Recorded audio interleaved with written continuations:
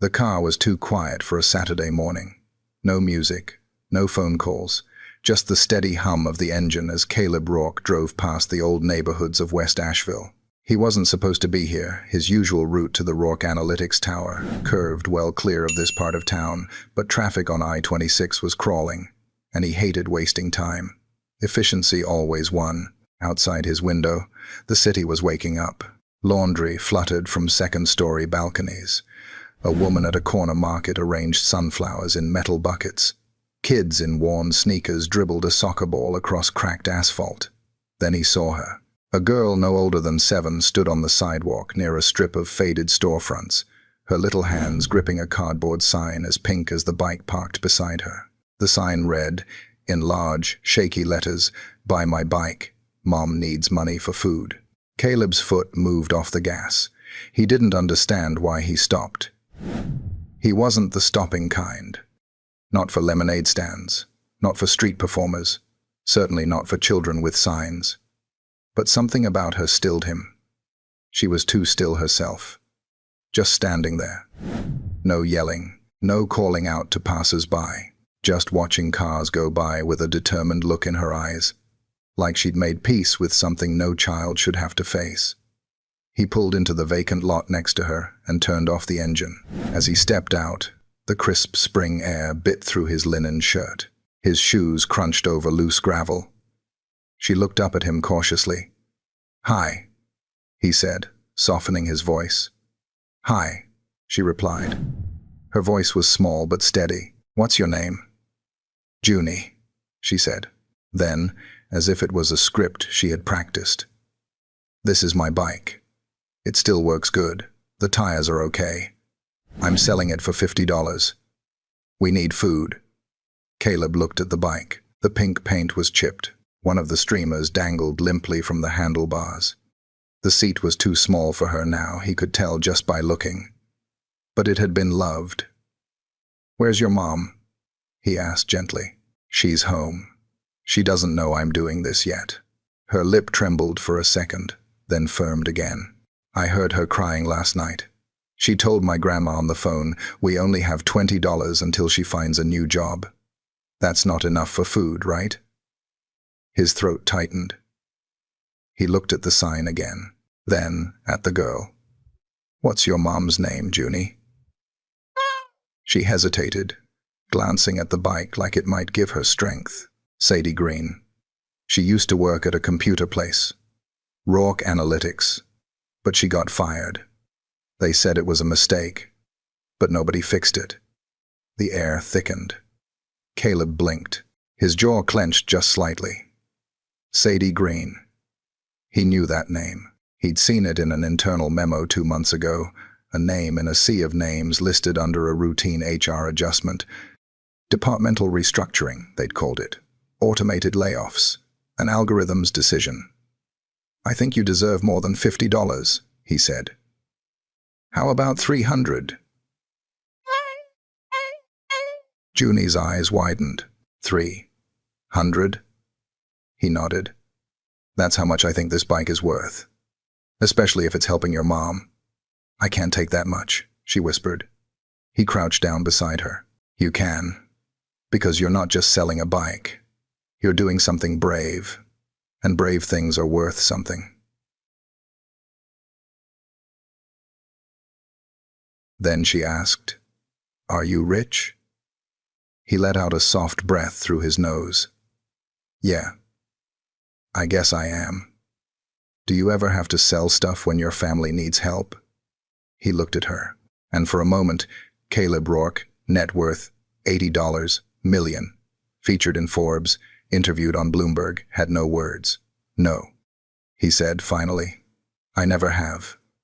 Junie nodded like she expected that. She took the bills with careful fingers, like they might fly away if she blinked. "Thank you, mister," she said. He glanced at the bike again. "Can I take it?" "You can," she said. "But can you promise to take care of it?" "I will." "Even though you're rich?" That made him smile. The first real smile in a long time. "Even more reason to take care of it." As he loaded the bike into the back of his SUV, he heard her running off toward a small apartment complex across the street. She yelled something, "Mommy!" and disappeared into the stairwell. He stood there a long moment, one hand still on the trunk. Sadie Green. The name echoed. Back in the car. Caleb didn't drive. He sat with the key in the ignition, the engine off, the air too still. He opened his phone and pulled up the internal HR database. She was there. Sadie Green, former senior bookkeeper. Terminated 61 days ago. Reason: restructuring, performance adjustment. It wasn't right. He remembered the software glitch the systems team flagged last month. Employee ID mismatches, bad data entries. A quiet mess, quickly cleaned up, or so he thought. He scrolled further. Notes, flagged emails, attempted appeals. Sadie had emailed twice. No one responded. She had come to the building. Security had turned her away. His stomach flipped. He looked back at the bike in the rearview mirror. A pink, chipped bike with one dangling streamer. She'd lost her job because of him. Her daughter had tried to fix it. And the $300 in Junie's pocket? It wasn't kindness. It was debt. The kind no money could pay back. For the first time in years, Caleb didn't go to the office. He drove home instead. But home felt hollow. The mansion sat silent on the hillside, all windows and marble and echo. No scent of coffee, no voices, just space. Cold, expensive, perfect. He walked into the kitchen, placed the bike down in the middle of the floor, stared at it. The silence rang. He reached for his phone and called Tessa Liu, his HR director. Pull the termination files from February. I need everything on Sadie Green. Sir? Everything, he said, including why we ignored her appeals. There was a long pause. Yes, Mr. Rourke. Right away. He hung up and stared at the pink bike again. That little girl on the corner had given up her favorite thing in the world, not because she wanted money, but because she wanted to stop her mother's tears. And he had caused those tears. He hadn't meant to, but he had. And now he had to do something no algorithm could do. Fix it. If you enjoyed this video, comment 1 to let me know. If not, comment 2. Your thought mattered to me either way. The morning sun slipped through the worn blinds, casting broken stripes across the kitchen floor. Sadie Green stood barefoot, staring into the fridge, like maybe, just maybe, something new would appear. It didn't. A half-empty jar of peanut butter, a bruised apple, 2 eggs, 1 slice of bread. She pressed her hands to her temples, exhaling slowly through her nose. Her eyes stung, but she wouldn't cry. Not today, not in front of Junie. From the hallway, small footsteps padded across the wood floor. Then Junie's voice, sweet and unbothered. Mommy, can I have peanut butter toast? Sadie turned, forcing a smile. Of course, baby. She toasted the last slice of bread and spread the peanut butter thin to make it stretch. She sliced the apple into tiny pieces, fanned them on the plate like it was art. Junie climbed up onto the kitchen stool, swinging her legs. Her hair was a mess of waves, cheeks still puffy from sleep.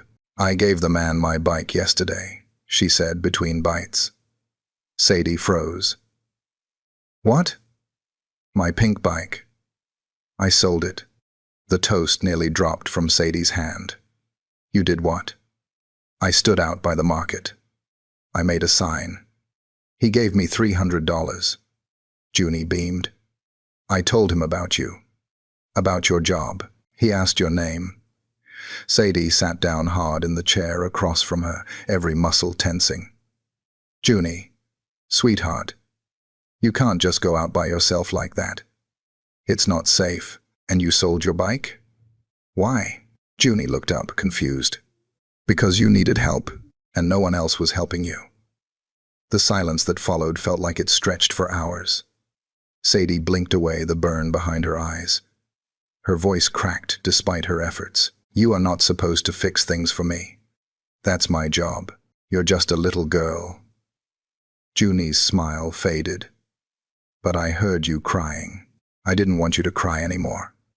Sadie reached across the table, pulling her daughter into a tight hug, resting her cheek on Junie's tangled hair.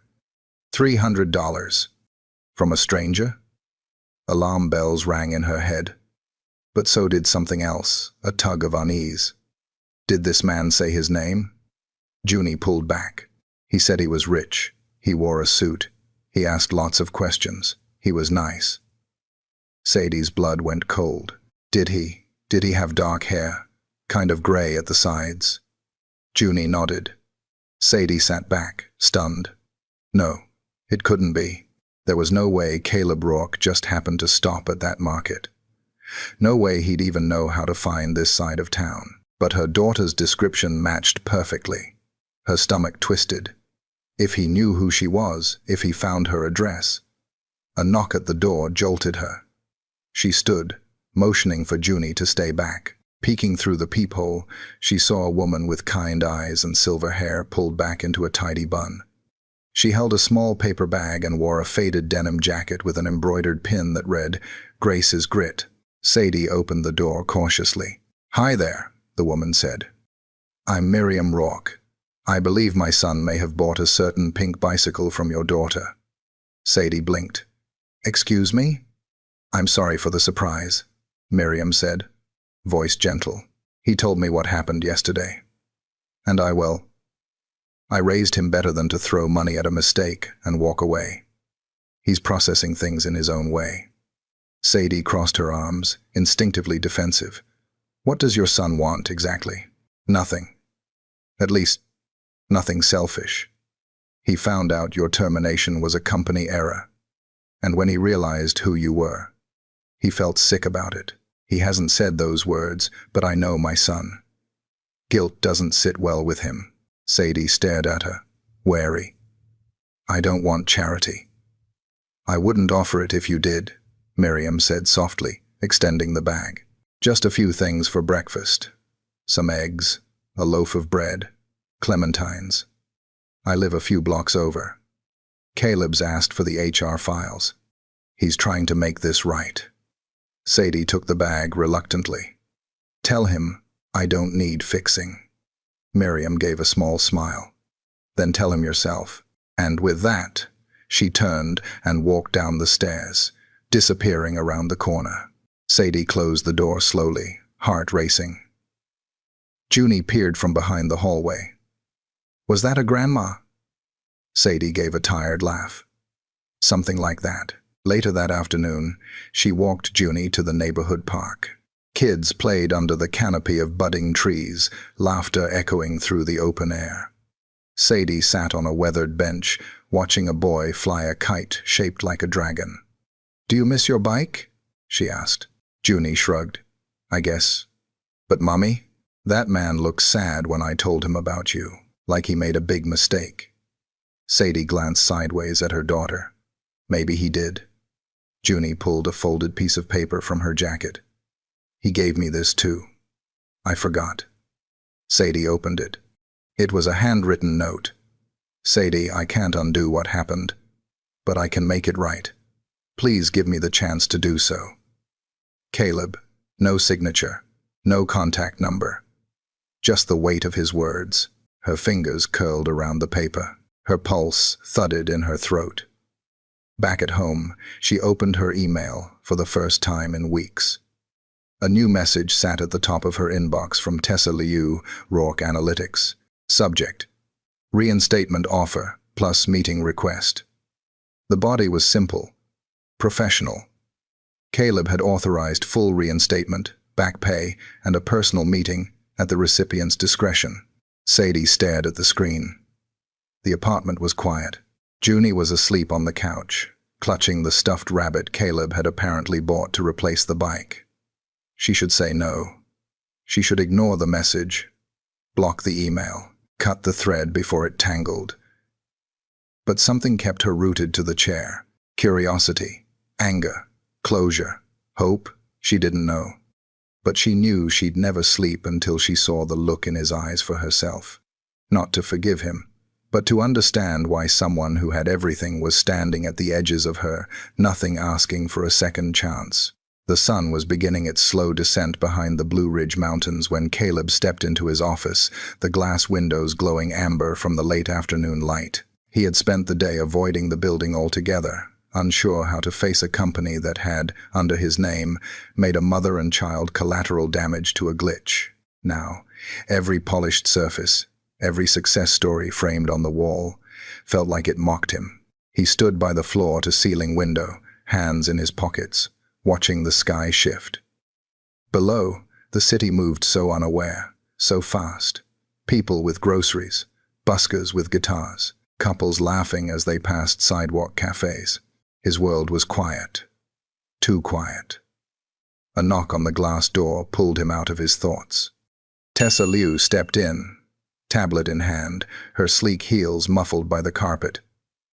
"I pulled everything you asked for," she said, her voice clipped but not unkind. Sadie Green's termination was due to an internal ID conflict during the database merge. Her record was replaced by another employee flagged for poor performance. IT didn't catch it until 2 weeks ago. Caleb exhaled, jaw tightening. And no one noticed? Apparently, she emailed twice and called HR. Both times were marked low priority because her profile had already been flagged as voluntary separation. He turned away, disgusted with the very system he'd built. Tessa watched him, then added carefully, "She was good, Caleb. One of our sharpest bookkeepers." Her supervisor gave her glowing reviews pre-merger. She even stayed late most nights, never asked for raises, never missed deadlines, and we just deleted her. No, the system did. We didn't check close enough. His voice was quieter than she expected. Same difference. Tessa hesitated. She hasn't responded to the reinstatement offer yet. I wouldn't either. She tilted her head. There's something else. Her daughter, Junie. She's been listed as an emergency contact in her school records. There's no father listed. Caleb's brow furrowed. Why are we looking into her kid? I wasn't digging, Tessa said quickly. The file came up when I reviewed her. HR benefits. There's no other guardian. No partner. Just her. She's doing this alone. A long silence stretched between them. Send the 3 months of back pay today, he said quietly. No conditions. I already did. Tessa paused, then softened her tone. You don't have to fix this alone, Caleb. He didn't respond, just nodded, barely. She left, closing the door behind her with a soft click. Caleb sank into the leather chair at his desk, fingers steepled under his chin. His mind kept returning to that little girl, standing so still, holding her sign like it was a sword, and Sadie's name spoken with so much quiet reverence from that child's lips. Sadie. He remembered her now. They'd only crossed paths once, during a quarterly department meeting over a year ago. She hadn't spoken much, but he remembered how she'd stayed behind afterward, gathering papers others had left behind. Efficient, focused, invisible. Exactly the kind of person his system could swallow without notice. Until now. His phone buzzed. A new message. From Miriam Rourke. Subject: She's stronger than you think. He opened it. She took the bag. Didn't want it, but took it anyway. You better be ready. If she agrees to meet, don't come at her with policies and apologies. Just be a person. That's all she wants. That's all anyone ever wants. He smiled, barely. His mother had always known how to cut to the center of him. Her way of forgiveness came wrapped in honesty and tough love. The next evening, Sadie stood in front of Rourke Analytics' main building for the first time since she was escorted out without explanation. The glass lobby still gleamed like a cathedral. People in tailored clothes passed by without looking at her. She wore her nicest blouse, one she hadn't touched since the interview for this job years ago, and still felt out of place. She checked in with the receptionist. Caleb Rourke is expecting me. The woman nodded. 9th floor. He'll meet you by the elevators. As the lift climbed, Sadie's breath came shorter. The closer she got, the more she questioned why she came at all. When the doors opened, Caleb was there, hands in his pockets. Not the polished CEO from headlines, but just a man in a soft gray sweater and worn jeans. He looked surprised to see her, and a little nervous. "You came," he said. "You asked," she replied, her voice calm but cautious. He gestured toward a hallway. "There's a lounge, quieter than my office." She followed, watching him closely. He didn't look like the man who signed her termination. He looked like someone who hadn't slept well in weeks. They sat across from each other. A plate of untouched cookies sat on the table between them. A pitcher of water. She ignored both. Caleb cleared his throat. "I want to say something. And I want to get it right. Start by not making it about the company," she said. His jaw tensed, then relaxed. "Okay." Silence. Then, "You were fired because of a software error. No one double-checked." "I didn't double-check. And that's on me." She folded her arms. "You don't even know what it cost me." "Then tell me." She hesitated. 3 weeks without income.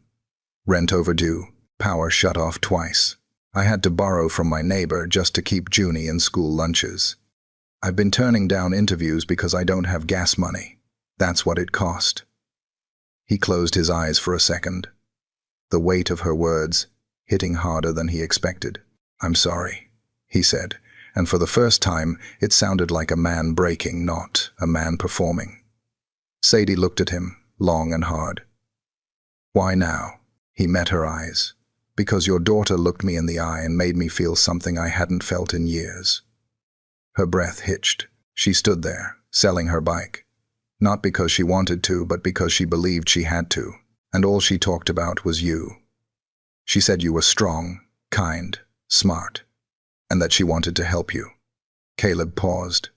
"I realized, standing there, that we broke something, but you built something we couldn't even see, and I couldn't walk away from that." Sadie swallowed, her voice softer. "She loves that bike." "I know.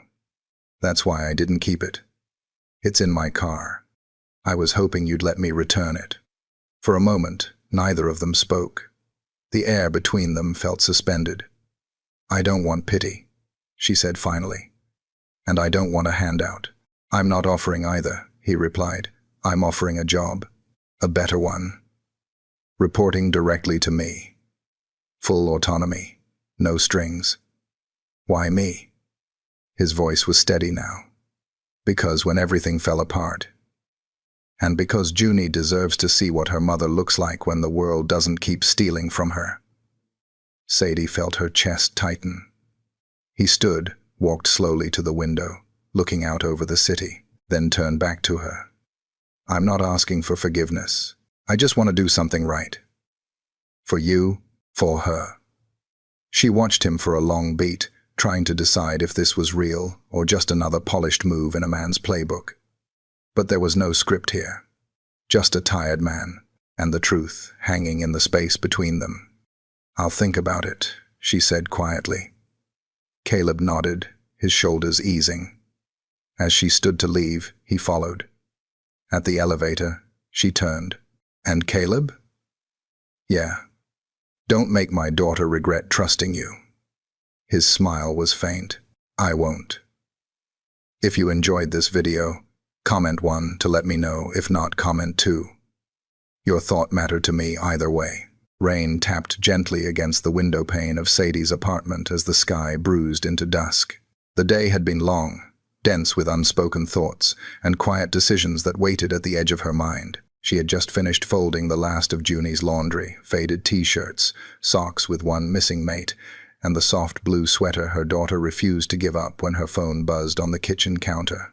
New message, Caleb Rourke. "I dropped the bike off. It's on your porch. Hope she still wants it." Sadie stared at the screen, a rush of warmth and confusion passing through her chest. She opened the door, and there it was gently propped against the railing, gleaming under the soft porch light like a small piece of the past returned. "Mommy!" Junie's bare feet padded across the floor as she ran out behind her. "Oh!" Her voice jumped with joy. "My bike. He brought it back." Sadie watched as her daughter hugged the handlebars like an old friend. "You still want it?" she asked, half teasing. Junie nodded, grinning. "Of course, but I don't need to sell it now, right?" Sadie knelt beside her. "No, baby, you don't." Junie ran her fingers over the seat, then looked up. "Does this mean you're going to work again?" Sadie hesitated. "I'm thinking about it." Junie was quiet a moment. "If you work there again, will you see him?" Sadie raised an eyebrow. "Who, Caleb?" Her daughter nodded. "He seemed like he needed a friend." Sadie almost laughed, but it caught in her throat. That wasn't what she expected to hear. The next morning, Sadie stood at the corner of Lexington and Walnut. Her umbrella held low as the soft rain continued to mist the sidewalks. She was early, her clothes were pressed, her bag packed, but she wasn't walking toward the Rourke building yet. She stood there, watching people pass coffee cups in hand, headphones in ears, umbrellas like flowers blooming against the gray sky. The city moved on without her, like it always had. But this time, something felt different. Like maybe, for once, it had left a space for her to return. Her phone rang. Miriam Rourke. Sadie answered. Curious. "Hello? I hope you're on your way in," Miriam said, her voice warm and light. "Because I just finished baking a batch of cinnamon rolls, and if you don't stop by for one, I'm afraid I'll eat them all." Sadie smiled despite herself. "You don't even know if I'm accepting the job yet." "I don't need to know. I have faith in you." "And cinnamon rolls?" There was a pause, and then Miriam added, more gently, "I remember what it's like, Sadie. Starting over when you never should have had to. It's okay to feel cautious. Just don't let pride be louder than purpose." Sadie bit her lip. "That's exactly what I'm wrestling with." "Then wrestle. And come over after. I've got strong coffee." Sadie hung up, her heart both heavier and lighter. She turned and walked toward the building. The security guard greeted her by name this time. The elevator ride was quiet, and her reflection in the polished doors showed someone she didn't quite recognize, still Sadie, but steadier somehow. When she stepped into the 9th-floor suite, Caleb was already there. Not in his usual seat behind the desk, but by the window again, jacket tossed over a chair, shirt sleeves rolled up. He turned as she entered. "You came," he said, the words soft but full. "You left a bike on my porch," she replied. It seemed rude not to return the gesture. He gestured toward a small conference room. "I had them set up your new desk in there. You'll be managing internal audits for the East Division. Full flexibility. No more red tape." Sadie walked slowly toward the glass room, looking at the space. Clean lines, natural light. Her name already etched on a small nameplate outside. "You move fast," she said. "I've had a lot of practice fixing what I break." She turned toward him. "You didn't fire me directly, Caleb. But it still happened under your watch. You understand that, right?" His eyes met hers. "I do, and I'll carry that. But if you'll let me, I want to be part of what comes next." Sadie studied him, really studied him. The tired around his eyes, the openness in his voice, the lack of the usual corporate mask. "You don't know what comes next for me," she said. "It's not going to be simple. I don't expect simple. Just honest." She nodded slowly, then stepped inside the small office. The chair squeaked slightly as she sat down. The desk was empty, clean, waiting. She pulled her laptop from her bag and powered it on. Caleb stood by the doorway, watching, unsure whether to say more.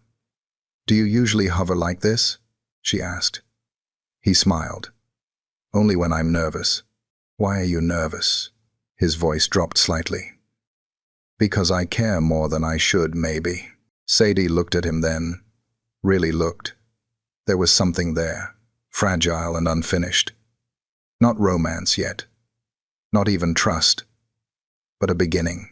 Before she could respond, there was a knock at the glass. Tessa poked her head in. "Welcome back," she said. "Also, the quarterly budget call moved up. I'll handle it, but I need to loop you in after." Sadie gave a nod. "Professional. Sounds good." Tessa glanced at Caleb. "And you, boss, your calendar's open this afternoon. Unusual. Should I be worried?"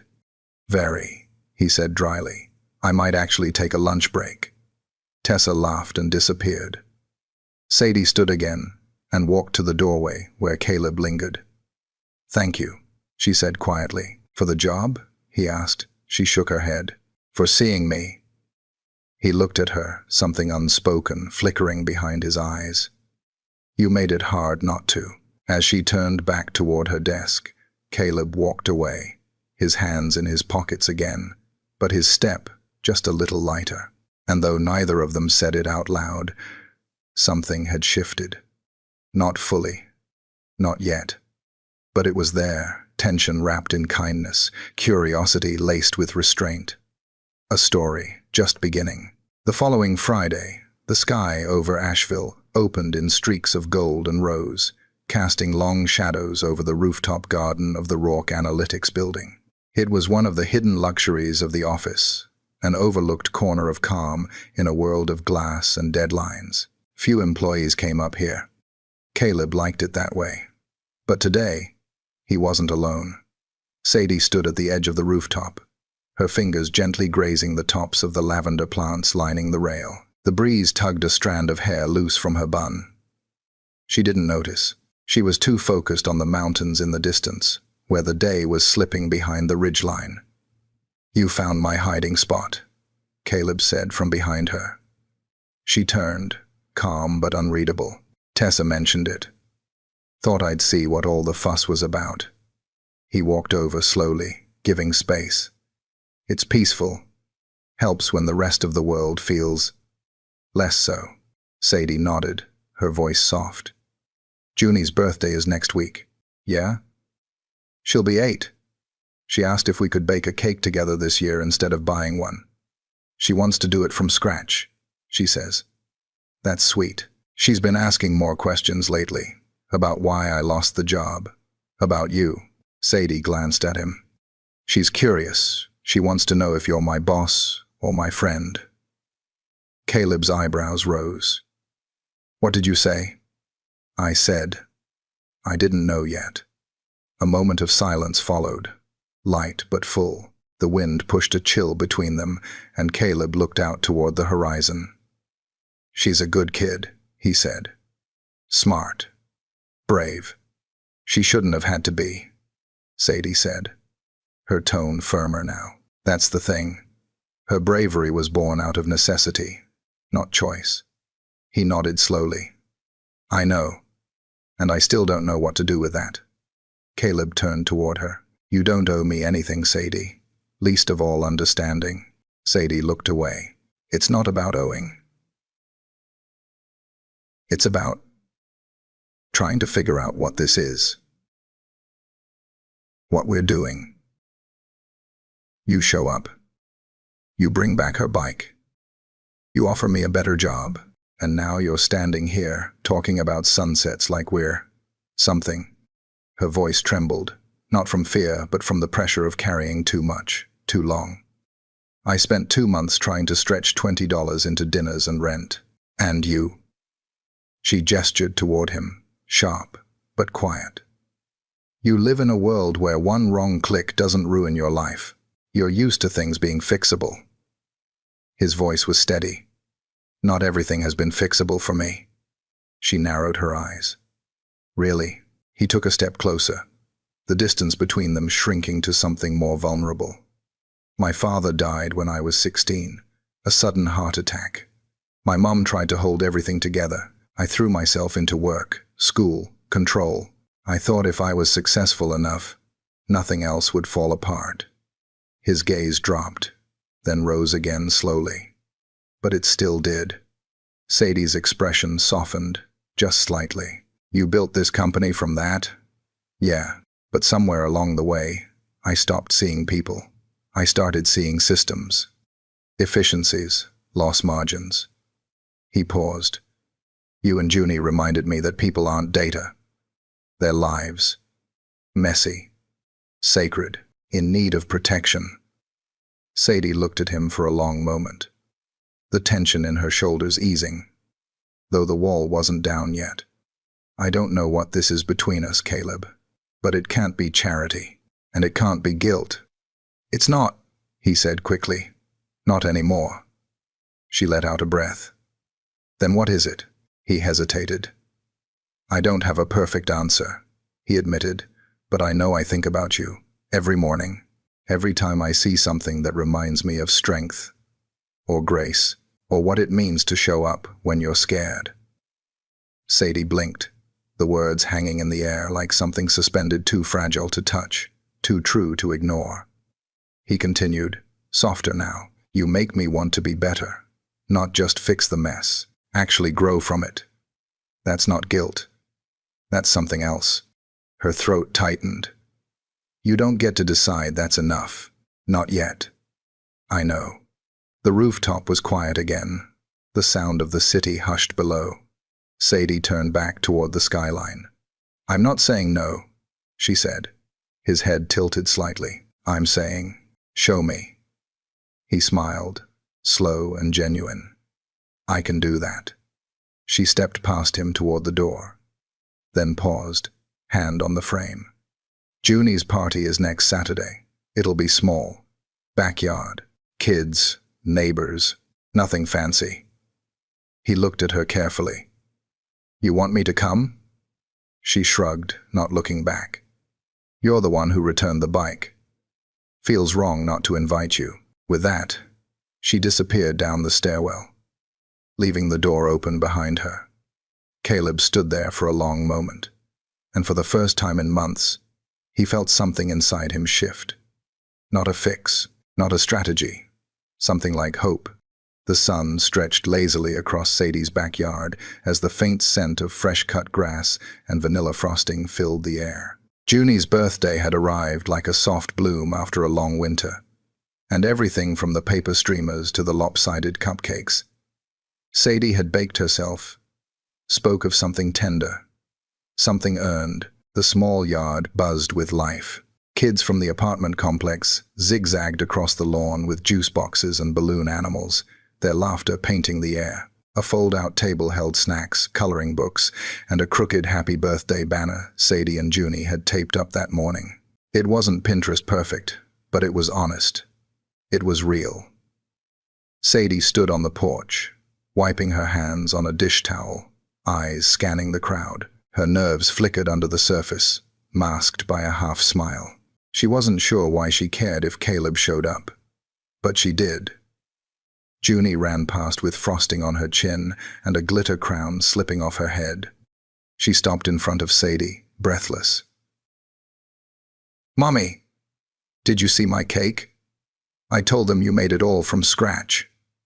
Sadie knelt, brushing hair out of her daughter's eyes. You're giving away all my secrets. Junie giggled, then whispered, Did he come? Sadie didn't answer. She stood up again, searching the street beyond the hedges, heart thudding like it had no business doing so. Then, she saw it.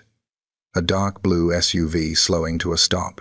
The driver's door opened, and out stepped Caleb, wearing jeans, a button-down rolled at the sleeves, and holding a flat, neatly wrapped box under one arm. He looked almost nervous. Sadie exhaled, not sure whether it was relief or something dangerously close to anticipation. Junie squealed and ran across the yard. You came! Caleb crouched to meet her, laughing. I told you I would. I wouldn't miss the party of the year. You missed the cupcakes. I brought a peace offering, he said, lifting the box. Can I give it to you later? Junie nodded, then tugged his hand. Come on, you have to meet Mr. Matt. He makes the best jokes, but only if you pretend they're funny. Caleb looked up at Sadie as Junie pulled him forward. She raised an eyebrow. Welcome to the chaos. It's the best kind. Over the next hour, Caleb mingled in the most awkward, earnest way possible. He helped pass out juice boxes, let two toddlers stick foam stickers to his shirt, even endured Miriam loudly telling the story of how he once cried during the sound of music. Sadie watched from a distance, half amused, half surprised. He was trying, really trying, and not in the performative way she'd expected. It was clumsy and genuine, and more than she thought she'd feel watching him play tag with a group of 7-year-olds. Miriam eventually sidled up beside her, holding a slice of cake. "He's sweating," she said, taking a bite. "That's how you know he's being sincere." Sadie laughed under her breath. "I didn't think he'd show. He told me this morning he didn't know if he was coming. Said he didn't want to mess anything up." Sadie looked at her, surprised. "Really?" Miriam nodded. "I said, if he was only showing up for guilt, don't bother. But if it was because he cared deeply, genuinely, then maybe he needed to stop being afraid of that." Sadie fell quiet, fingers tapping the rim of her paper cup. "You don't trust him," Miriam said gently. "I don't trust this," Sadie replied. "This moment. It feels too nice. Because nice isn't what you're used to." Sadie glanced at her. "You don't know my life." "No," Miriam said, "but I know the look of someone bracing for the ground to fall out from under them." Sadie didn't respond, but the words sat heavy in her chest.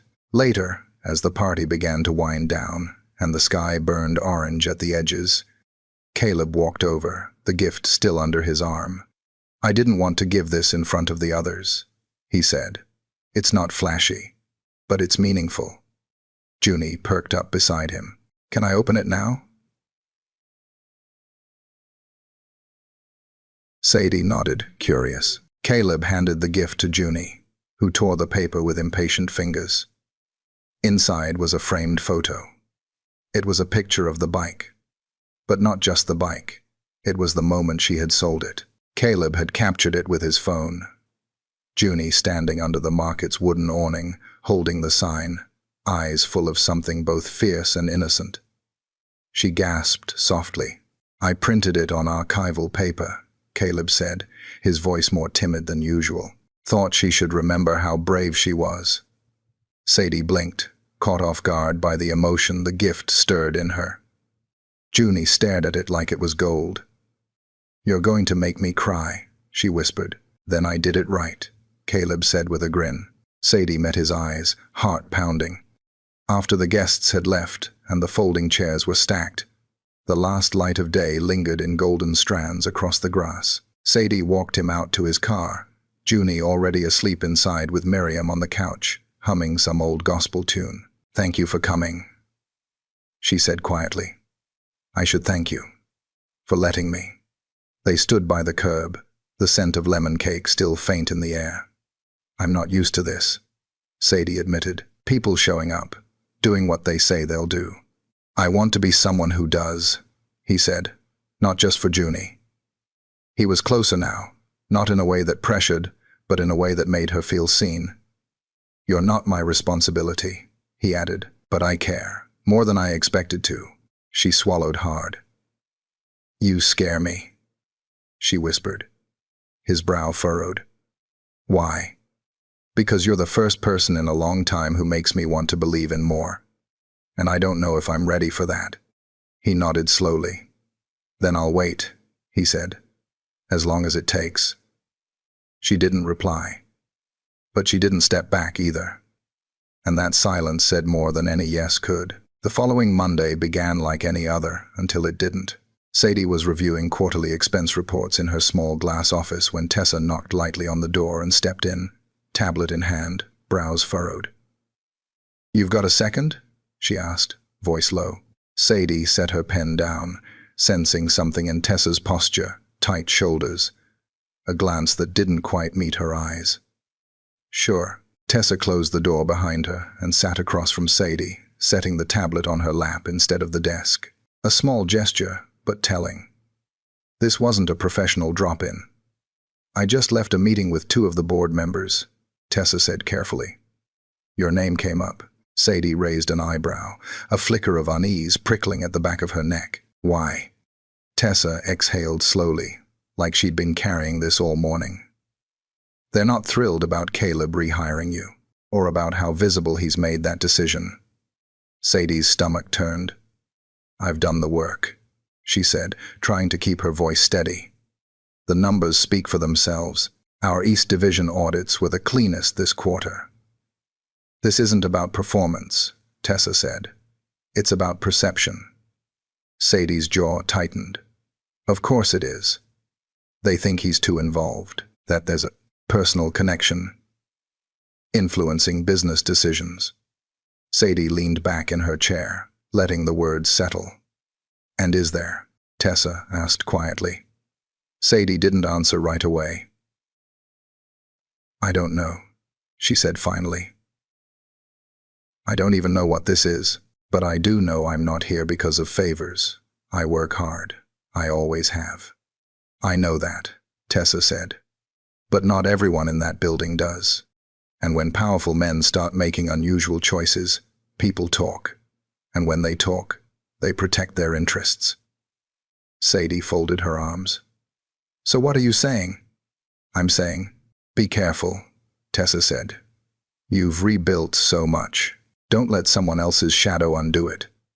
Sadie nodded once, her throat tight. Thanks for the warning.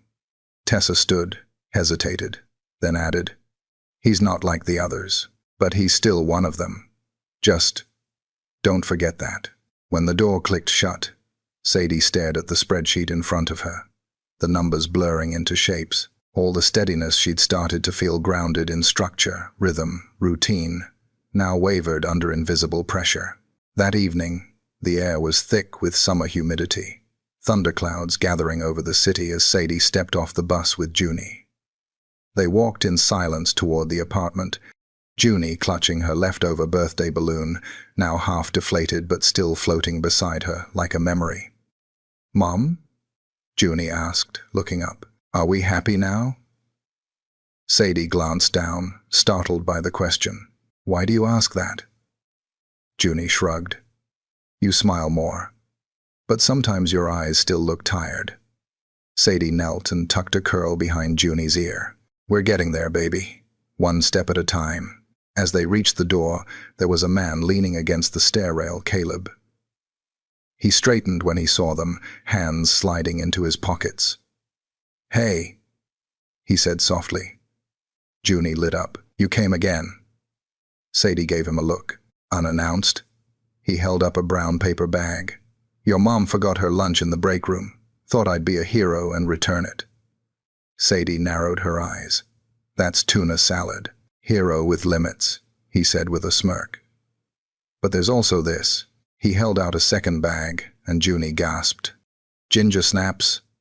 Still warm, he said. Sadie sighed, unlocking the door. Come in. But no cookies until dinner. Junie groaned, but obeyed. Skipping inside, Caleb followed, quieter now. The apartment smelled of vanilla and detergent home. Sadie busied herself in the kitchen, avoiding eye contact. I heard, Caleb said eventually. She didn't pretend to misunderstand. Tessa? She told me they're watching. He continued. The board, investors, all of them. Sadie turned to face him, arms crossed. They think I'm some charity project? They don't see the full picture. No, she said. They see a woman who needed help and a CEO who stepped in like a savior. And they think it's messy, unprofessional.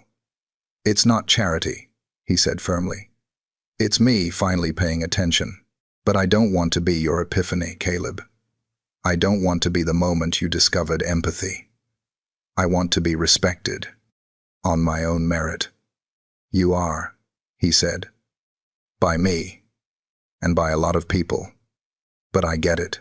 I do. She looked at him then, softer now. This can't be one-sided, she said.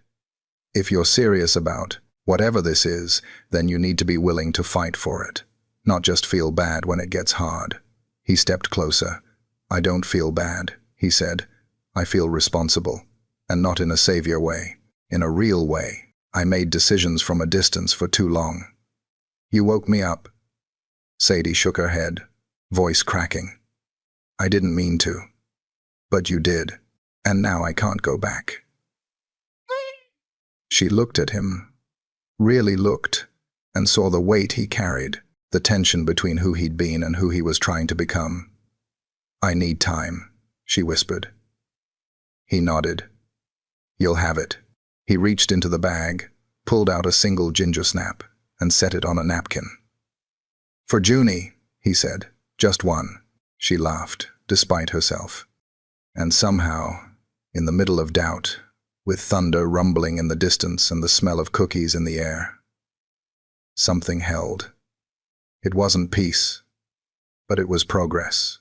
2 weeks passed, and the air in Asheville grew thick with the pulse of summer. The office hummed with a pace Sadie hadn't experienced in years, meeting deadlines, chasing numbers, staying 2 steps ahead of the questions people didn't ask out loud. Her calendar was full, her inbox fuller, but none of that was what kept her up at night. It was him, Caleb Rourke. Ever since their conversation in her kitchen the ginger snap night, something had shifted. Not in dramatic declarations or sweeping gestures, but in the quiet ways he moved around her. The subtle glances during meetings, the thoughtful notes he left on her desk when she crushed a project. The way he stepped back without disappearing. Present, but patient. Sadie didn't know what scared her more. How easy it was to feel the pull, or how badly she wanted to trust it.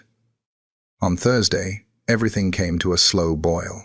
It started with a client meeting one of the company's biggest regional partners. Sadie was leading the presentation.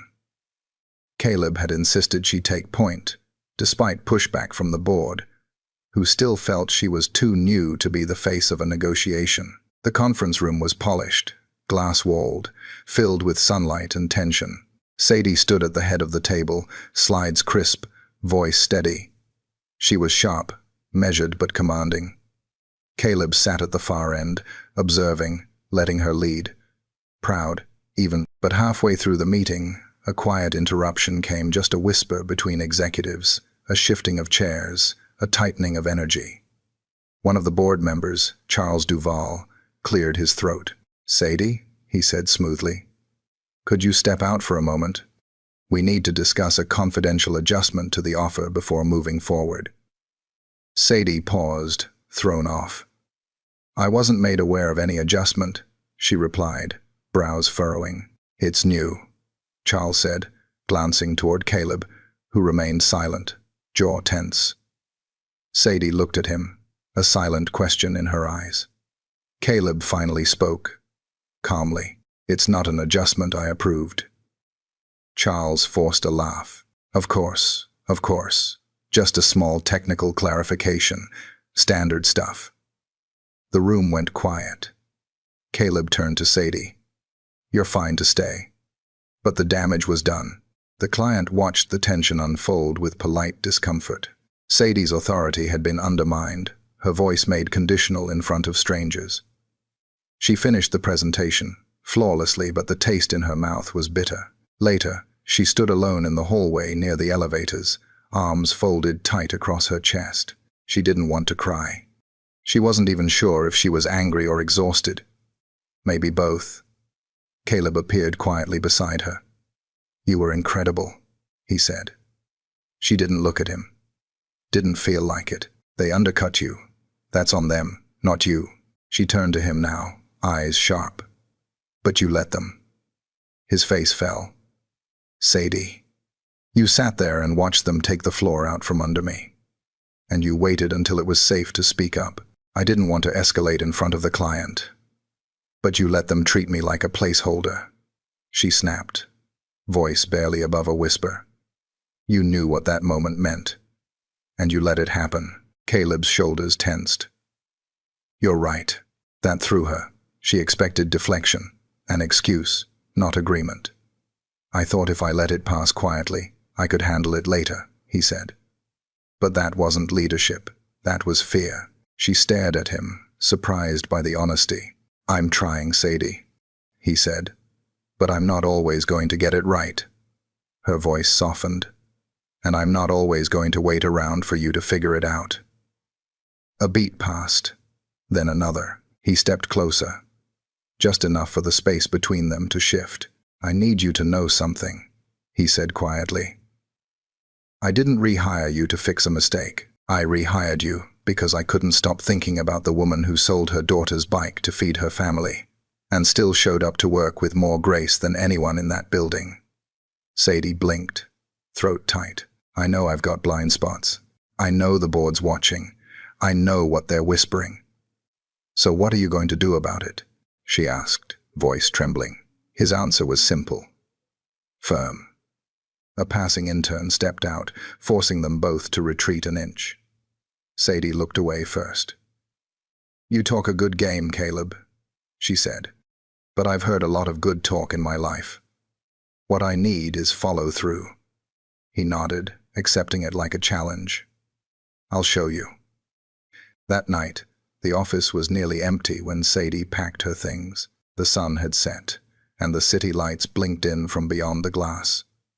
As she turned off her monitor, a message popped onto her screen from Caleb Rourke. Subject: Board Statement. Draft. Sadie clicked it open, brow furrowed. The email was short, clipped, but the attachment said everything. A formal memo, written by Caleb, to be sent to the board the next morning. In it, he named her. He affirmed her position, her leadership, and her impact. He addressed the incident in the client meeting directly, calling out the subtle, systemic undermining of women in leadership roles, particularly women with non-traditional paths to power. He was stepping into the storm for her. Her hands shook slightly as she closed the laptop.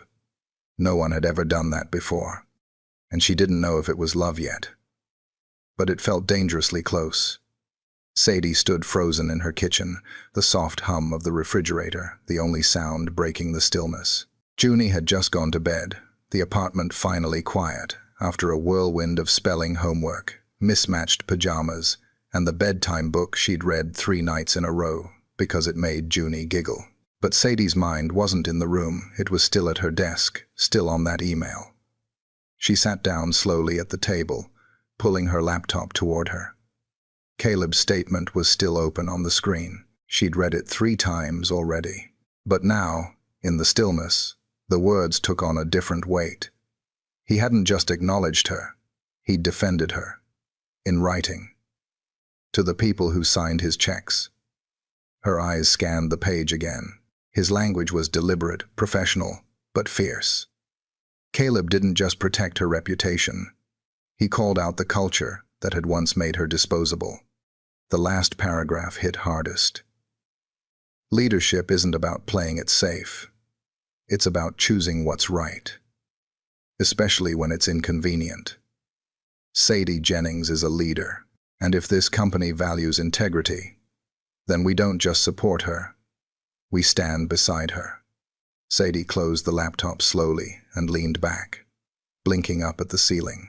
There was no precedent for this in her life. No blueprint for trusting someone like him. Her phone buzzed. "Caleb, are you still awake?" She stared at it for a moment, heart skipping, then typed back. "Sadie, yeah, just rereading your statement. It's bold." A second later, "Caleb, truth shouldn't be quiet." Another pause. Then, "Caleb, I'm outside." She stood, startled. Her heart leapt, panic and anticipation twining around her ribs. She walked to the window and pulled back the curtain. There he was, leaning against the hood of his car, arms crossed, face lit only by the soft glow of the street lamp.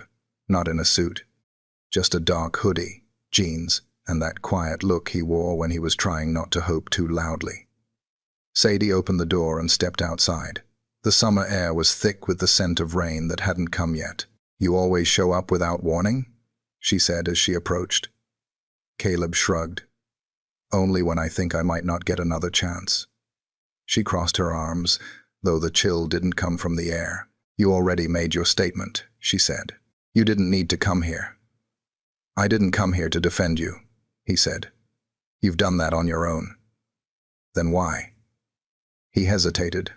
"Because I need you to know something, and I can't say it through email." Sadie waited, arms still crossed. He stepped closer, carefully, as if unsure how much space she needed. "I've built a life around control," he said. "Structure. Plans.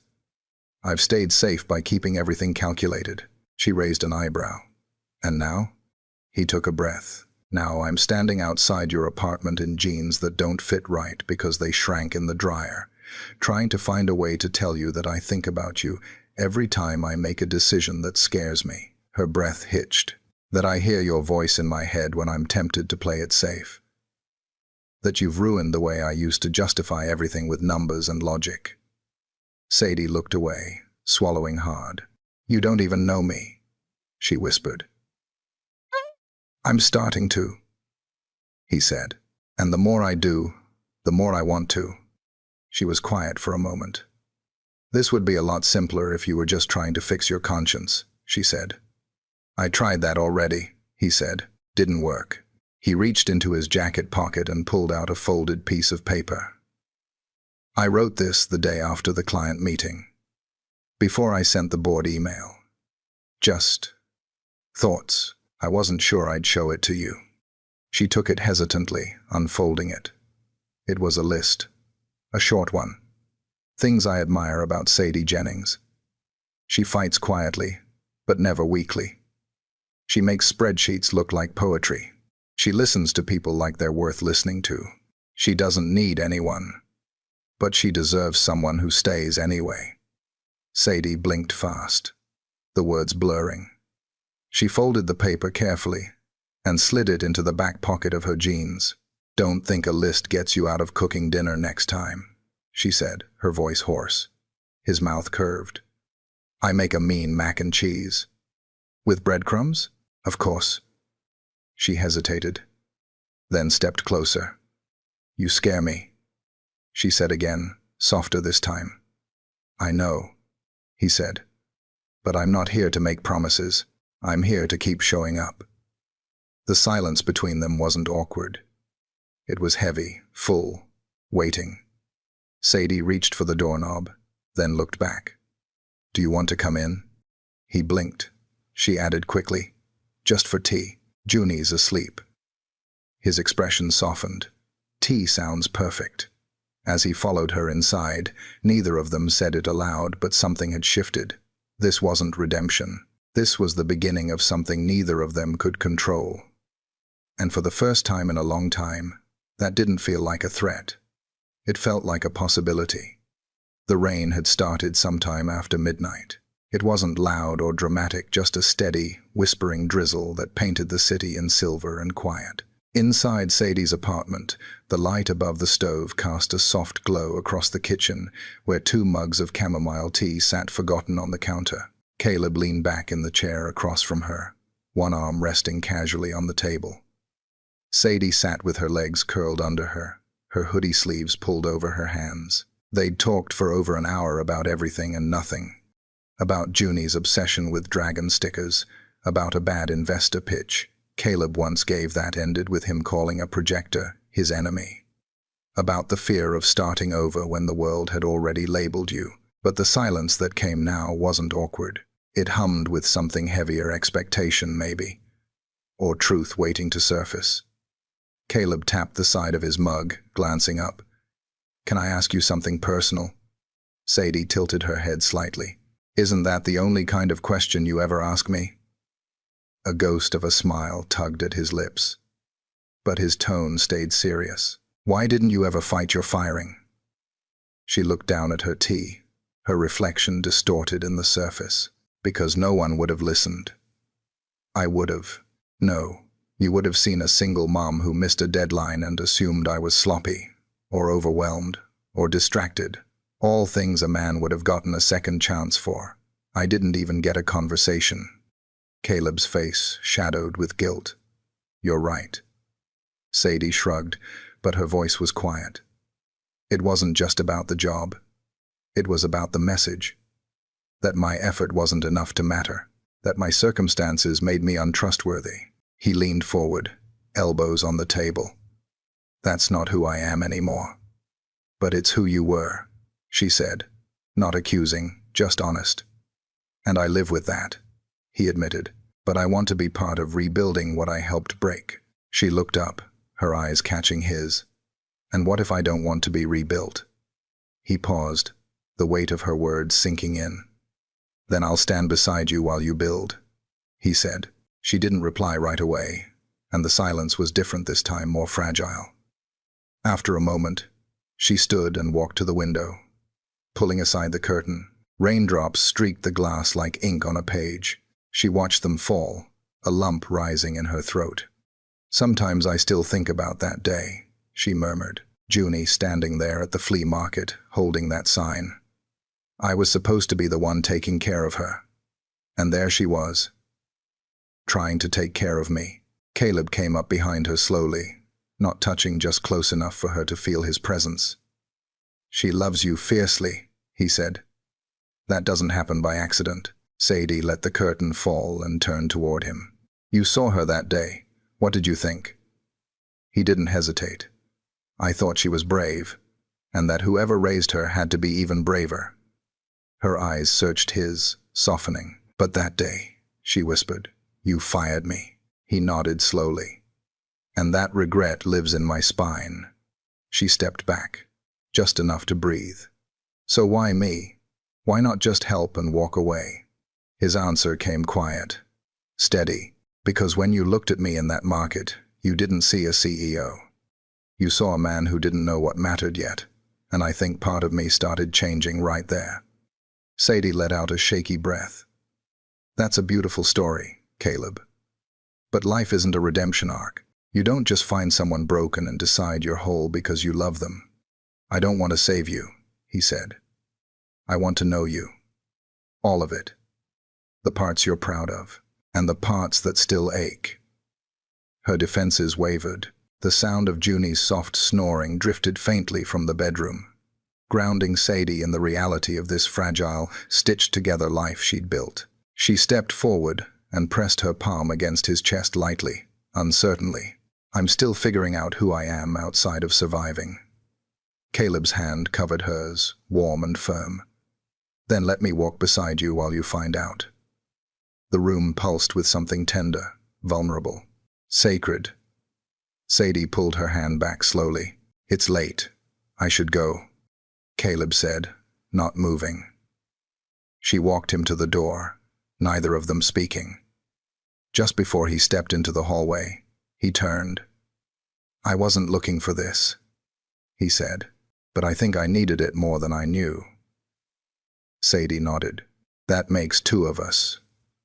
He opened the door, paused. I'll call tomorrow. You better, she replied softly. And then he was gone. Sadie leaned against the door once it clicked shut, heart racing, eyes stinging. She wasn't in love, not yet, but she was starting to believe that maybe, just maybe, love didn't always come crashing in like a storm. Sometimes it arrived like rain, quiet, steady, and exactly when you needed it most. It started with a memo. Just after 9 on Monday morning, Sadie walked into the office to find Tessa already waiting by her desk, face unreadable, tablet in hand. The air was unusually quiet, too still for a weekday. That kind of stillness never meant good news. Tessa handed her the tablet without a word. Sadie took it, scanning the subject line. Urgent. Board notice, internal review process initiated. The body was worse. An anonymous concern had been filed alleging inappropriate favoritism and a conflict of interest related to Sadie's rehiring. HR had been instructed to begin an internal review. Caleb's name was mentioned, so was hers. Sadie looked up slowly. Who filed this? Tessa shook her head. It was marked confidential. Of course it was. Sadie stared at the screen for another second before handing the tablet back. Her pulse thudded against her ribs like it wanted out. So what happens now? You'll be called in for a formal statement, Tessa said, carefully. So will Caleb. The board is meeting without him this afternoon. Sadie pressed her palms against the edge of her desk, grounding herself. I didn't do anything wrong. Tessa nodded. Doesn't always matter. She walked away after that, and Sadie stood there, surrounded by the murmur of co-workers pretending not to stare. Every step she'd taken to rebuild her life suddenly felt like a house balanced on a single cracked brick. At lunchtime, Caleb messaged her, "Can you come to the roof?" It was the one place in the building where no one ever followed. She found him standing by the ledge, city spread beneath him, wind tugging at the sleeves of his shirt. His expression was calm, but his eyes carried a storm. "Why didn't you tell me this was coming?" Sadie asked. "I didn't know until this morning," he replied. "Same as you." She crossed her arms. "You think it's Duval?" Caleb didn't answer. That was answer enough. "I can take the fall," Sadie said suddenly. The words surprised even her. His head snapped toward her. "No, if I resign quietly, it'll diffuse the situation. The board gets what they want. You keep your seat, and Junie and I don't have to deal with a scandal." "You think I care about the seat?" "You should," she snapped, "because if you lose it, you lose the only voice in that room willing to say anything that matters." "I'm not letting them make you the scapegoat," Caleb said. "That's not leadership. That's cowardice." Sadie looked away, jaw clenched. "I don't want you to fight my battles, Caleb." "I'm not," he said. "I'm fighting ours." She went quiet, and then she whispered, "What if they're right?" He turned slowly. "About what?" "About us. About this being a mistake." Her voice cracked. "What if we've confused survival for something else?" Caleb stepped closer, gentler now. "Do you believe that?" "I don't know," she said. "I've spent so long just trying to stay afloat. Maybe this was just a life raft. And now the water's calm, and I don't know what to do with myself." He was quiet for a long moment. Then, softly, "You saved yourself long before I showed up." Her eyes welled. Caleb continued, voice low but steady. "But I'd be lying if I said you didn't save me too. Not because I needed rescuing, but because I needed reminding of who I used to be before this world taught me to measure everything in numbers and strategy." Sadie blinked hard, one tear slipping down. He didn't reach for her. He just stood there, open. "I'm not asking you to choose me over your life," he said. "I'm asking if you see a life that could include me." Sadie looked at him, really looked, and the ache in her chest wasn't fear. It was the weight of being seen. The door to the rooftop creaked. Tessa poked her head out. "They've called the meeting," she said. "You're both expected." Caleb nodded. "We're coming." Tessa gave them a long look, then disappeared again. Sadie drew a shaky breath. "This could break everything we've tried to build. Or it could be the moment that proves we built it right," Caleb said. And for once, she let herself believe that maybe, just maybe, they were stronger than the storm rolling in. The boardroom was cold. Not physically, though. The AC hummed a little too strong overhead, but in the way people avoided eye contact, spoke in clipped tones, and kept their smiles too tight. Sadie sat at the far end of the long walnut table, hands clasped in her lap, trying not to fidget. Caleb sat beside her, his posture rigid, jaw tight. Across from them were 7 board members, seated like they were conducting a tribunal instead of a leadership meeting. Charles Duval sat dead center, fingers steepled, the edge of a smirk curling at the corner of his mouth. Sadie's stomach twisted, but she kept her face calm. "Miss Jennings," began Evelyn Price, the board secretary, voice as smooth as glass. "We want to thank you for agreeing to speak today. This review is not a formal accusation, but a necessary step for transparency, given recent concerns raised." Sadie nodded, keeping her voice steady. "I understand." Duval leaned forward. "Then perhaps you can start by telling us, did Mr. Rourke show you preferential treatment when rehiring you?" Sadie met his gaze evenly. "He corrected a mistake. He didn't owe me anything, but he gave me a chance to prove myself, and I did." "Be that as it may." Another board member, Linda Holstrom, chimed in. "Some feel your reinstatement disrupted internal processes. And there's the matter of your..." Personal connection with Mr. Rourke. Is it professional? A beat of silence. Sadie could feel her pulse in her throat. Then Caleb spoke, his voice calm but firm. If you're asking whether we're seeing each other outside work. Sadie turned her head slowly. Her heart thudded. But not when I rehired her, Caleb added. Not when she was promoted, and not when she earned the largest client return in Q2. Duval scoffed. Come now, Caleb. That's convenient timing. No, Caleb said, sharper now. It's just the truth. Sadie jumped in, voice clear. I've worked harder in the last 3 months than I did in the 3 years before I was fired. I didn't come back to be saved. I came back because I deserved to be here. And yet, Duval countered, your relationship creates risk. Optics, liability. Caleb looked around the room, slow and deliberate. The only liability here is a culture that punishes people for being human. There it was, that hush, that unmistakable weight in the room when someone stops playing the game and starts telling the truth. You want to talk about risk? Caleb continued.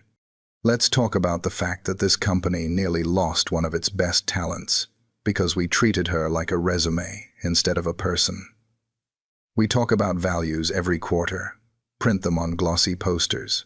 But when someone lives them, when Sadie is them, we turn her into a threat. Duval's tone sharpened. This isn't about values. This is about structure. Order. No, Caleb said quietly. This is about fear. And what it looks like when the old way is challenged by someone who doesn't play by the same rules because the rules weren't made for her. Sadie's eyes stung. Let me be clear, Caleb said, voice calm again. If this board decides my position here conflicts with the truth I just spoke, I will step down.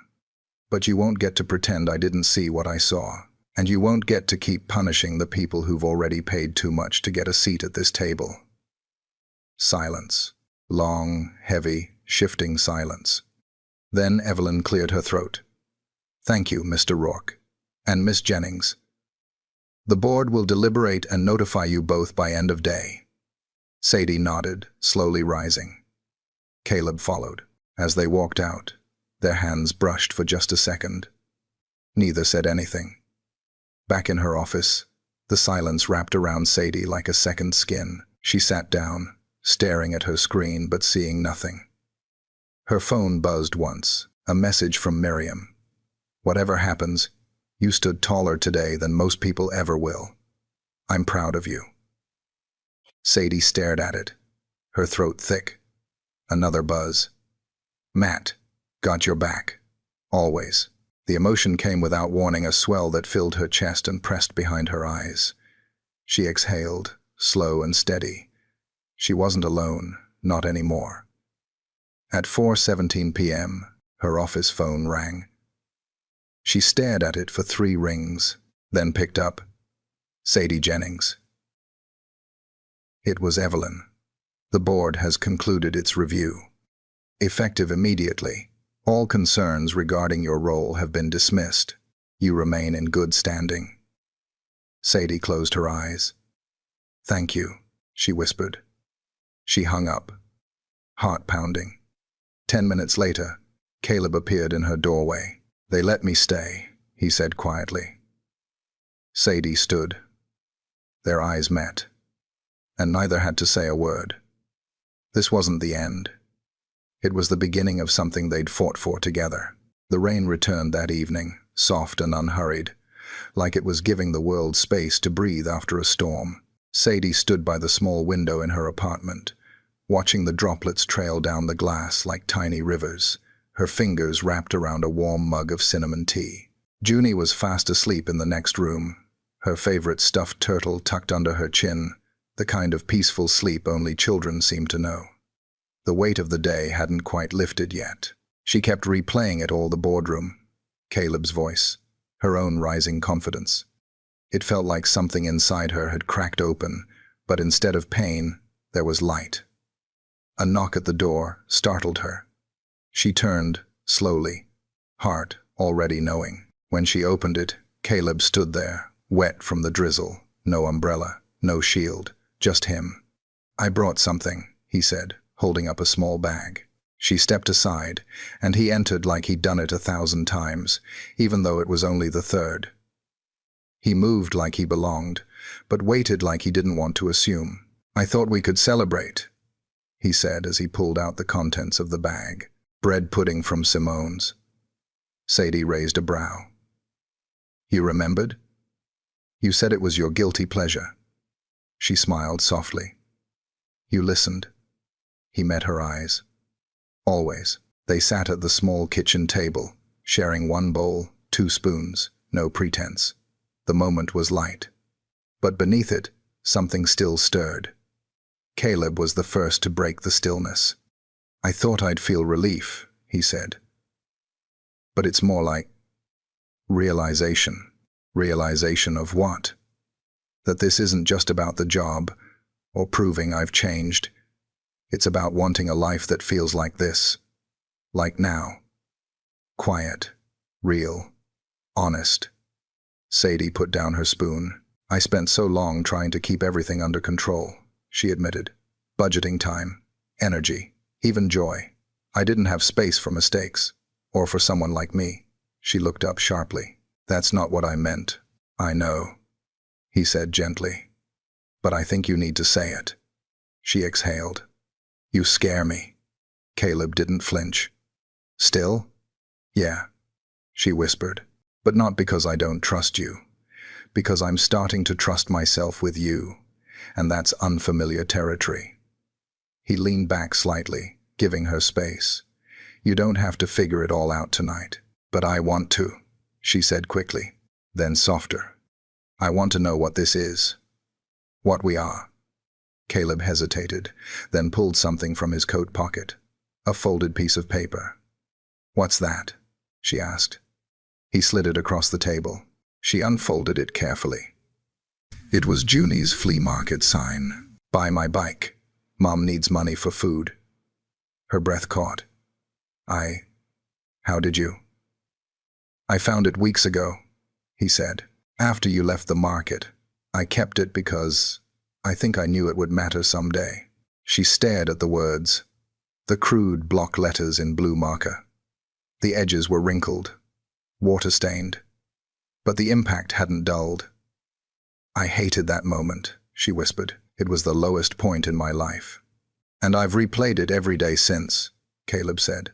"That I stood there and didn't see what was in front of me. You see now." He nodded. "I do." A long beat passed. Then Sadie spoke again, voice trembling. "I was never embarrassed by the sign. I was embarrassed that Junie thought she had to fix something I broke." Caleb reached across the table, hand open, waiting. Not reaching to take, just waiting to be received. Sadie placed her hand in his slowly. "She doesn't need to fix anything," he said, "and neither do you." They sat like that, quiet and close, fingers entwined, hearts still bruised, but no longer guarded. Finally, Caleb whispered, "So what do we call this?" Sadie's eyes met his. Soft but sure. Something worth staying for. Outside, the rain slowed. And inside, the beginning of something steady unfolded, no longer born from survival, but from choice, from courage, from 2 people who finally believed they could have more than just what they'd been handed. Sunday morning came with golden light, the kind that filtered gently through curtains and made everything feel softer, safer. Sadie stood barefoot in the kitchen, humming quietly while flipping pancakes, the scent of vanilla and cinnamon filling the air. Junie sat cross-legged at the table, coloring furiously with a crayon clutched in her fist, tongue peeking out in concentration.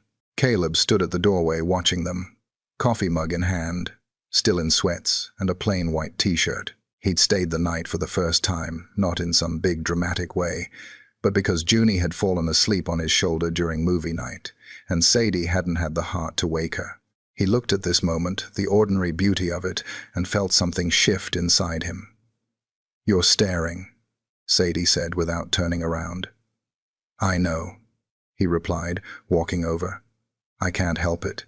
Sadie flipped a pancake onto a plate and set it down in front of Junie, ruffling her hair. "Eat, artist," fuel the creativity. Junie grinned, eyes still focused on her drawing. I'm making a picture of us. All three. Caleb sat beside her and leaned over. Crayon lines showed three figures, one tall with spiky hair, one with curly brown hair in a bun, and one with pigtails and a beaming smile. They were holding hands beneath a rainbow. She's got your eyes right, Sadie whispered, resting her hand briefly on Caleb's shoulder. I love it, he said. Junie beamed. You can keep it. He looked at her, surprised. You sure? She nodded. It's for your desk, so you don't forget us. He swallowed, hard. I won't, he said. Not ever. Later that afternoon, they drove to the park. Sadie brought sandwiches wrapped in foil, and Junie rode her newly tuned-up bike in loops around them, waving each time like it was the first. They sat on a faded quilt beneath an oak tree. The autumn breeze rustled the branches above, dropping the occasional golden leaf onto the blanket. Caleb stretched his legs out. Do you think she remembers that day at the flea market? Sadie looked at Junie, now laughing with another little girl near the swings. Not the way I do. For her, it was a moment. For me, it was the day everything broke. And somehow, the day everything began. Caleb nodded slowly. Same. Sadie turned to him. What about your board? Have they really backed off? They've softened, he said.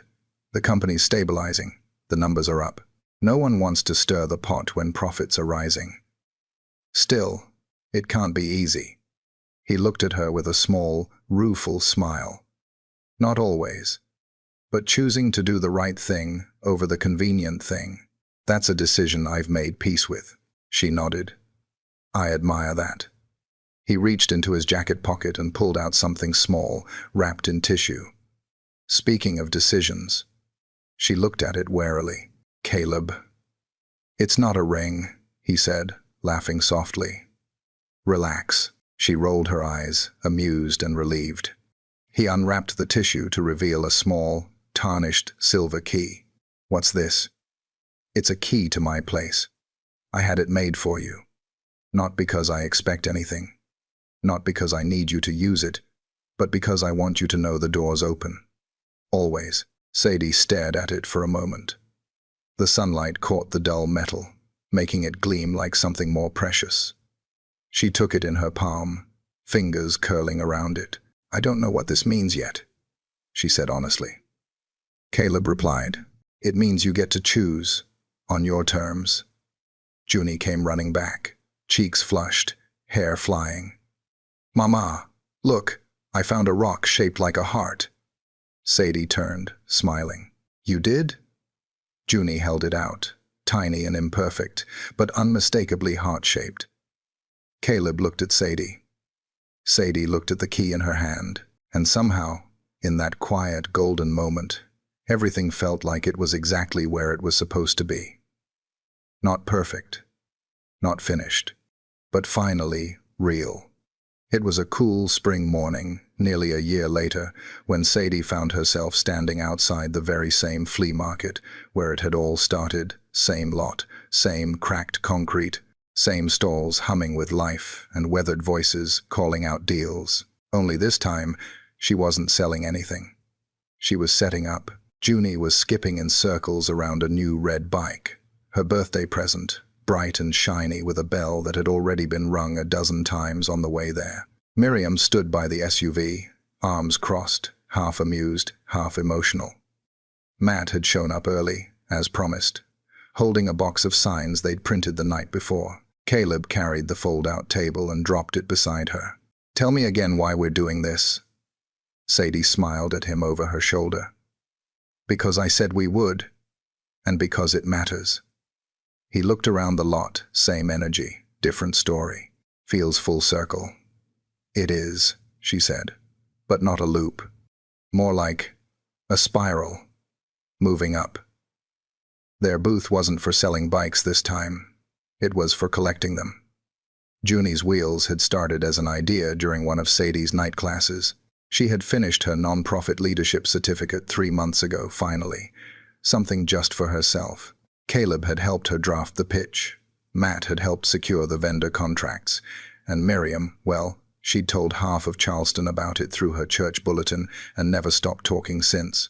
The booth banner read, "Buy a bike, give a bike," helping single moms and kids move forward literally. They'd collected over 100 donated bikes by launch day. The plan was simple. Every bike purchased funded another for a family who couldn't afford one.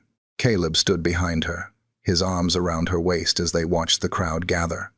"You nervous?" he asked. "No," she said, excited. "Proud?" Sadie turned to look up at him. "Of us?" He nodded. She leaned into him. "More than you know." Junie came running up, breathless. "Mama, that lady wants to buy 2 bikes." "2?" Sadie crouched, smiling. "Guess we better help her." They walked together to the woman, an older lady with soft eyes and silver curls, who beamed when Sadie introduced herself. "I remember you," the woman said gently. Sadie blinked. "You do? You were here last year, holding a cardboard sign. Your little girl, she was standing by that yellow table, remember?" Sadie swallowed. "I prayed for you that day," the woman said. "And now look at you." Her voice cracked. "Thank you." "No need," the woman said. "God saw you. That was enough." After the woman walked off, Junie tugged on Sadie's sleeve. "Was that true? She prayed for us?" Sadie nodded, kneeling so they were eye level. "Sometimes the world feels big and scary. But there are people, kind people who see us even when we feel invisible. Like Mr. Caleb?" Sadie smiled. "Exactly like him." Junie glanced at Caleb across the booth, then leaned in. "Are we keeping him forever?" Sadie laughed softly, brushing a strand of hair from Junie's face. "If he wants to stay." Caleb, who had obviously overheard, walked over with a mock-offended look. "Excuse me, I've been hauling bikes since 6 a.m. I think I've earned forever status." Junie giggled and threw her arms around his waist. Caleb looked down at Sadie. "So," he said, "how does it feel? First event, first step." She took a slow breath, scanning the lot, the laughter, the movement, the purpose. "It feels like everything I was fighting for finally makes sense." Caleb reached into his jacket, pulled out a small box, and held it between them. "No pressure," he said quickly, "and no timeline. But I thought, maybe forever could start with this." Sadie froze. Her breath caught. She opened the box slowly. Inside was a simple, silver pendant shaped like a bicycle, engraved with the words, "Keep moving forward." Caleb smiled. "It's not a ring. Yet. It's a promise. That I'll keep showing up. Keep pedaling. With you. For you." Tears welled in Sadie's eyes. She looked at the pendant, then at him. "You know," she said, voice thick. "You're not great. That's subtle. I'm okay with that," he said, eyes soft. "Are you?" She reached up and kissed him. Gentle. Certain. Grateful. "Yes," she whispered. "I'm okay with all of it." The 3 of them stood there, her, Caleb, and Junie, wrapped in the kind of love that wasn't flashy or perfect, but earned, hard-won, genuine. From the other side of the booth, Miriam called out, "Hey, y'all done being adorable? We've got customers waiting." They laughed and broke apart, but not completely, just enough to keep moving. Later that afternoon, as the sun began to dip low and the booth started packing up, Sadie watched Junie ride circles in the lot again, free, fearless, full of joy. She looked at the old flea market sign now framed at the edge of the booth. "Buy my bike. Mom needs money for food." That cardboard had once been a cry for help. Now, it was a banner of hope. Sadie turned to Caleb. "Let's go home," she said. He smiled, threading his fingers through hers. They walked forward together, not to escape the past, but because they had finally built something stronger than what they'd lost, something beautiful. A life, a family, a future.